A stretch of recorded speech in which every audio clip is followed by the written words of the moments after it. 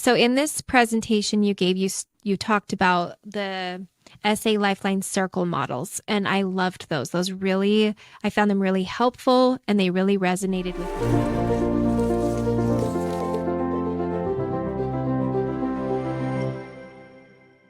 Yeah, so the SA Lifeline circle models, this was developed after a number of years after the foundation had been started. And this is really everything that my parents didn't understand about the pattern that they were in for the first 30 years of their marriage.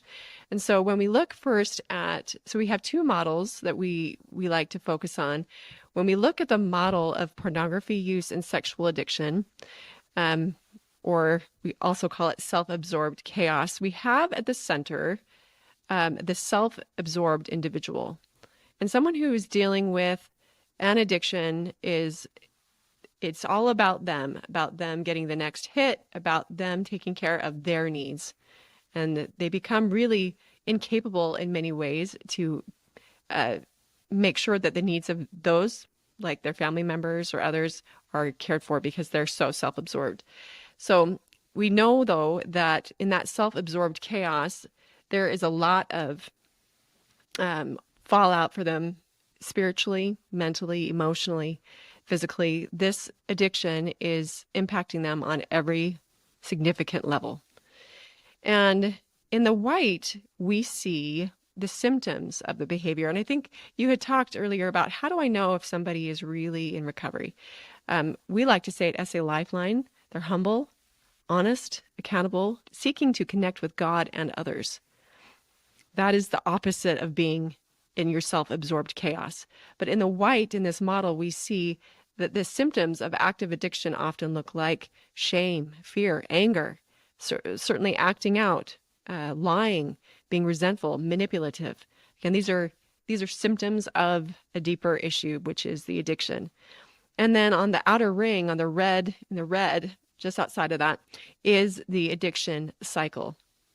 So I'll let your viewers look at that, and you can find this on salifeline.org if you'd like more of an explanation.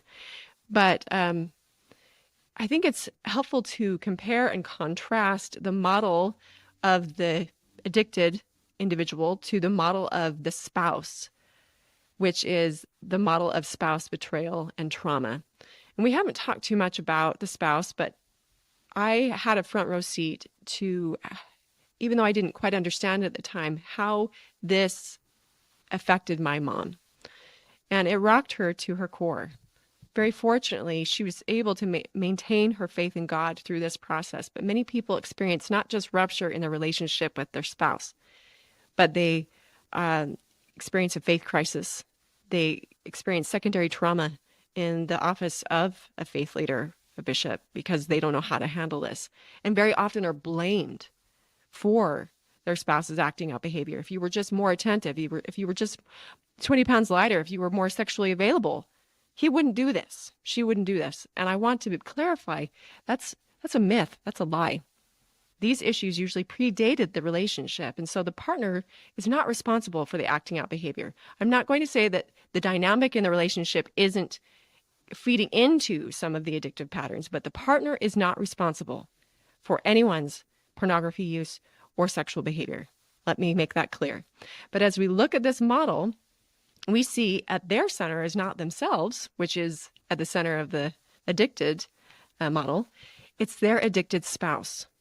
So they've become hyper-focused on their spouse, trying to control, trying to fix, trying to get some safety and stability in their lives. Because when you make an addicted person the center of your world, it makes you feel and sometimes act crazy. So the partner is often experiencing what we understand it to be like PTSD type symptoms. That is betrayal trauma.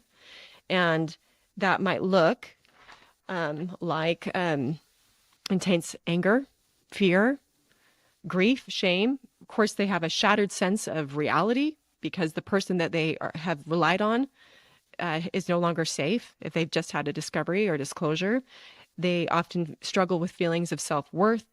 And again, a rupture in all of their relationships very often with their faith community, with their families, and they often will isolate because they feel shame. And so a lot of these behaviors in the white of the model of spouse and betrayal trauma, that is what betrayal trauma looks and feels like. And on the outer circle, which is in the purple, it says trauma response. So when you're in trauma, your nervous system is very dysregulated. You're in lizard brain. You cannot respond to things in healthy, normal ways. You're very, very reactive. You're hypervigilant. You're policing people because you're trying to get some safety. And you're grasping at straws when the addict is at the center of your world. So for both the addict and for the partner, there's so much dysregulation and dysfunction. And my parents for many years lived in this cycle, but they didn't understand what they were up against and how to get out of it.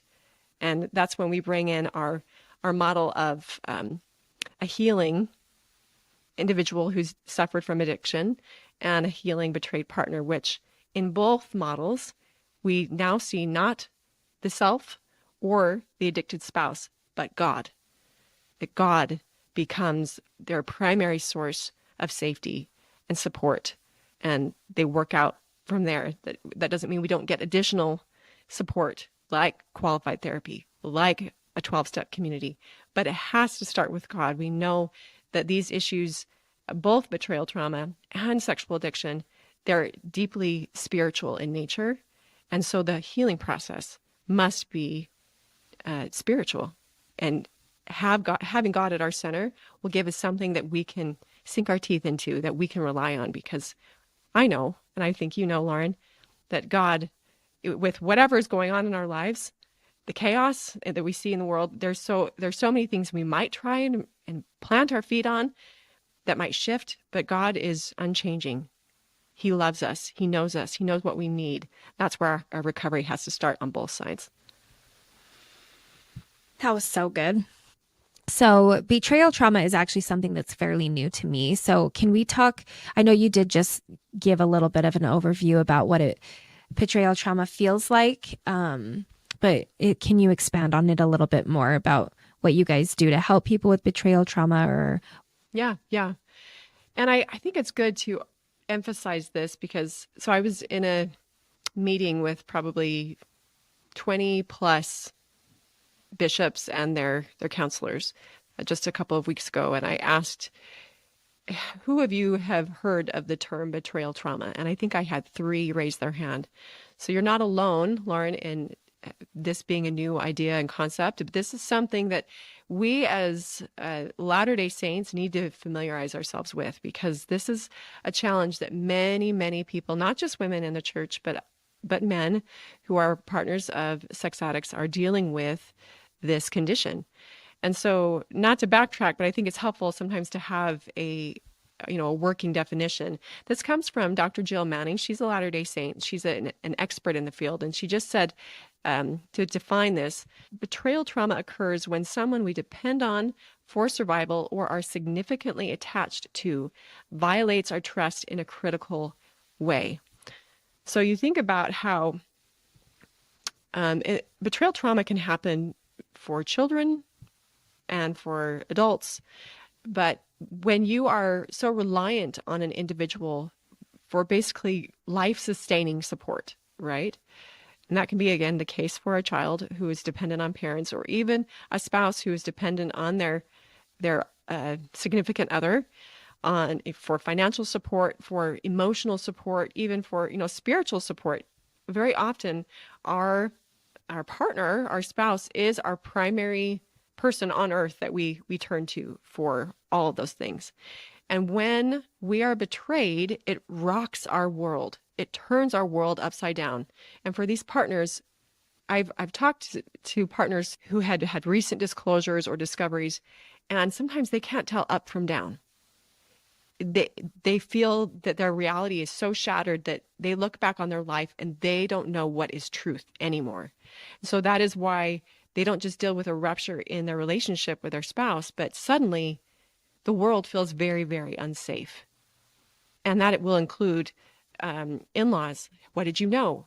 Did you hide this from me as well? Or their faith community.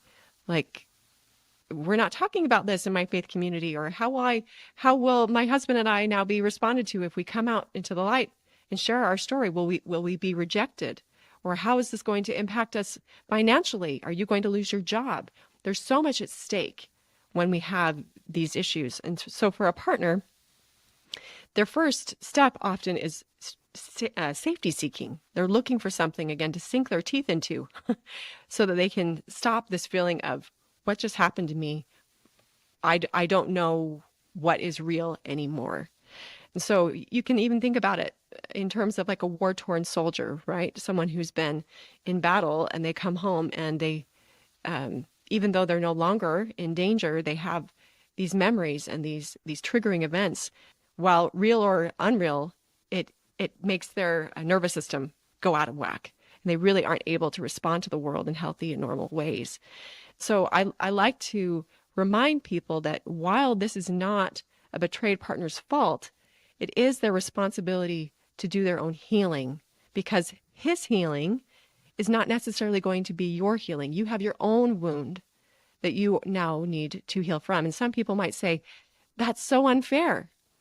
Why would you put any of that on the betrayed partner?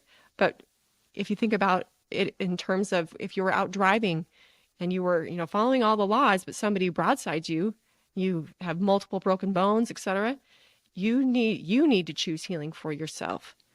And so a betrayed partner, while they have been victimized, they have the opportunity and choice to not be a victim. And they get to choose healing for themselves, which will sometimes parallel a little bit of what the addict needs to do to heal, to try and resurrect sometimes a relationship with God, which may have been shattered, but also to seek support from safe people, to get qualified therapy from specialized clinicians who understand betrayal trauma. Betrayed partners, what's really challenging, when you think about our culture, when somebody has a death in the family or someone is experiencing cancer or some chronic illness, what do we do as a people usually? Make casseroles. We make casseroles, we bring flowers, we try. I think most of us try and do something for that suffering individual, right? But you could liken a betrayal to like the death of a loved one, because it feels that big for a betrayed partner. But guess what? In betrayal, nobody's showing up with casseroles and flowers. You're very often doing this alone, sadly, because of your own shame, because often betrayed partners feel like they're partly to blame, which they are not. But our culture has told us that, if you're sexually available, then your husband's not going to do this, right? Or whatever, you fill in the blank. So our betrayed partners are not getting casseroles. They are sitting often alone behind a closed door, crying their eyes out, unsure of what to do next. And so for our listeners, if that's you, or if there's someone that you love that you happen to know is dealing with this, please get some help and support. You cannot do this alone, nor can a struggling individual with an addiction. We cannot heal in isolation. And so we're always beating this drum at SA Lifeline. The opposite of addiction is connection. I will also say the opposite of trauma is connection. And that takes great courage sometimes to reach out and ask for support when it feels so shameful. But healing alone, we just weren't built that way. God didn't intend for us to be that way. And we know as Christians that one of our mandates is to mourn with those that mourn. So we do well to open up ourselves to safe people who understand this issue, that can help us and support us through what's going to be a long healing journey, not just for the addicted individual, but those who suffer from betrayal trauma. There is a pathway, but we can't do this alone. God didn't intend for us to do this alone. Oh, I have so much to say. So it's a good thing I've already gone through a lot of therapy, or I'd probably be crying right now. I totally experienced betrayal trauma as a child. I totally lived under my father's roof and was betrayed by the people that were supposed to keep me safe. And as difficult, I went through a faith crisis at a young age, not realizing it was a faith crisis, but I quit believing in God because I didn't believe there. If God was real, he wouldn't allow this to happen to me. So I just quit believing and, started drinking at a young age and, partying. And so that brought me farther and farther from the spirit. And the reason I'm getting into this is because I'm thinking about what you said with everything that somebody goes through when they experience this with their spouse. But not that I would ever want anyone to experience this, but I'm grateful that I went through it at a younger age because it made me so self-reliant spiritually. I found God on my own, and I lived for years, I am getting emotional. Sorry. Wasn't expecting this. Okay. I lived for years. Not knowing up from down, like you said, not like your world just being shattered. And it's like, what is real? What matters? And I was so lost for such a long time. And, was going like the ways of the world because I didn't have, my mom had moved away and she wasn't aware of like how bad things were. Like, I don't want to like bash on my family because I love them so much. And my mom is a wonderful person. And my dad just like has mental health issues and he struggles. And I still have a relationship with him. But I just was really lost and alone for a long time because I didn't have God in my life. When I turned to God, it changed everything in an instant. And it made me so strong. If I were, which I'm not, but like if something were like this were to happen in my marriage, I don't think I would be as shattered because it wouldn't turn things upside down for me. Like it would shatter other parts of my life, obviously, but like I know the gospel's real and it wouldn't shake that. I know that like these realities and truths that I've learned through coming back to God and learning about the atonement and experiencing the miracle of the atonement is all so real to me that like it makes it so that I could face anything. But I love what you're saying about how connection is healing. For the longest time, it was like I was drinking to not feel, to not have connections. I was living a numb life and I wasn't healing. And then it was like when I found God, it was like my heart just, I don't even know how to describe it, but I became a completely new person. And I just think it's so amazing that you guys put spirituality and healing because that is the only way you can really heal. And it makes me sad that so many people are turning away from God because they've been upset about something because they're never going to heal until they turn to God. And sometimes it might be, you might feel like he's the reason that you're upset. He's the cause of your trial, but he is the only way. And I just feel like everything you keep saying just kind of reiterates that for me. Well, I appreciate you being so vulnerable and open, Lauren. And I think that I just want to reiterate and validate that our pain, while really challenging, can be the pathway to progress. I like to remind betrayed partners that regardless of what your spouse chooses, and even if the marriage ends, healing is available to you if you will choose healing for yourself, if you will choose to have God at your center, if you will choose to work your recovery. And sometimes, again, that's a hard pill to swallow. We want guarantees, but we can't guarantee the outcome, but we can have faith in Christ. And I tell my kids this all the time, faith in Christ, not in outcomes. And he can make beauty out of our ashes, whatever those ashes are, whether the marriage survives or not. But also, I just want to speak to bishops and faith leaders for a second. Thank you for your service. I'm so grateful that I'm never going to be a bishop. I'm not one of those women that's like, I want to be, having to carry this responsibility. It's a heavy load to bear. But I want to reiterate that you, as a bishop or as a stake president, you are a first responder, and you have the opportunity to be a spiritual guide. But please remember that you are a part of the healing team, but you are not the team for either the person who's dealing with an addiction or a betrayed partner. Please find good resources in your community and recognize that you will be an important part of the support team, but there needs to be additional help received by these individuals. And For my parents, for so long, that's what they struggled with, is they didn't understand really they call it the recovery puzzle. They didn't understand the pieces that needed to be in place for them to find long-term healing, not just sobriety, not just,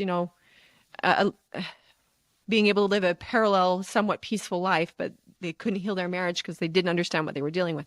They needed a lot of resources. And I don't say this to be controversial, but the church cannot be everything to everyone all of the time.